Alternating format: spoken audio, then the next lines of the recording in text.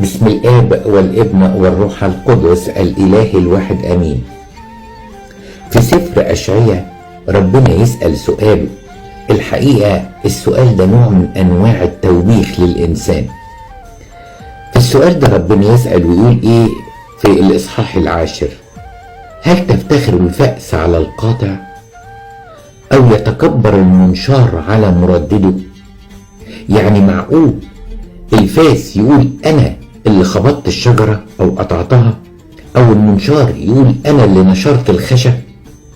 الحقيقة الكلام ده كلام يضحك. صوروا كده بعد ما الدكتور الجراح عمل عملية استئصال لورم خبيث، قعدت الأدوات تتكلم مع بعض، فالجفت يقول أنا أعظم أداة في إيد الجراح، وبعدين يبتدي الإبرة تقول أنا اللي بخيط الجرح، والمقص يقول أنا اللي فتحت الجرح، وكل واحد يتباهى على التاني وناسين إن هم كلهم حتى لو كانوا مصنوعين من الذهب الخالص فلا قيمة لهم بدون إيد الجراح. إحنا كلنا كده أدوات في إيد المسيح. المسيح عارف بالظبط زي المايسترو بيعمل إيه بكل آلة فينا وكل صوت فينا عشان يشغلنا كلنا مع بعض ونكمل عمل بعض. فيجي واحد فينا بحماقة كده يعتقد انه الافضل في الخدمة، او يعتقد ان من غيره الدنيا هتقع، او من غيره الكنيسة هتضيع. الحقيقة غيرك كان اشطر.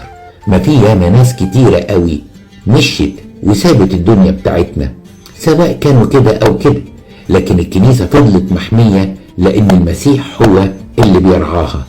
فانا اوقات كتيرة قوي ببقى عامل زي الفاس او زي المنشار. القديسين ما كانوش كده خالص، كان عندهم فضيلة اسمها فضيلة الاتضاع، وكانوا بيمارسوا جوه فضيلة الاتضاع حاجة اسمها الاختفاء. يعني كان الواحد فيهم يعمل عمل ويخاف قوي انه يتعرف ان هو اللي عمله فيجري ويستخبى.